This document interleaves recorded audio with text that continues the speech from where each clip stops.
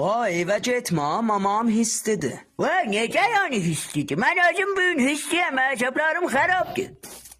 Vay pis değil arvad, niye koymayıpsın? Yaxşı eləmişəm, dedə sənə məybutlar.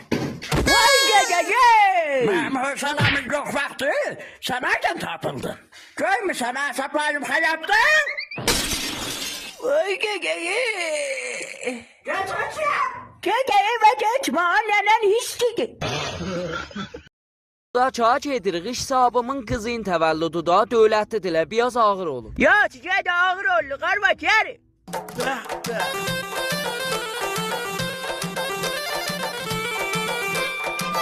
Maman, maman. Maman gəl ot yerə.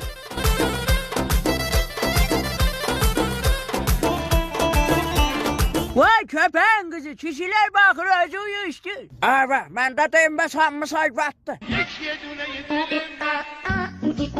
Man dedim ağır olun axı. Dedə nə? Səs salmadım. Bunlar kim çağırıb? Qonaqların yanında adlı verdilər. Vay arvad meyve gettiler.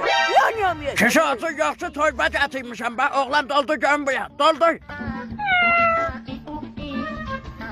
Apayam evdə qoduq, yey daha yeməyib ki yazıq. Yaxşı, yey o birisi qonaqlarıza da gətir. Vay arvad gel sirpraz eyler. Hə, heç sifiyaz yaddan çıxıb kişi. Bizim başı özümüze vurma, şu uşağı təvəllüdüdür ba.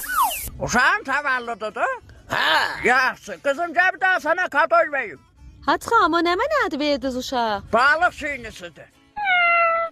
Keyki tez çəkəsaq qutulsun, abrımız getdi. Budur bax, gətin kəsək da.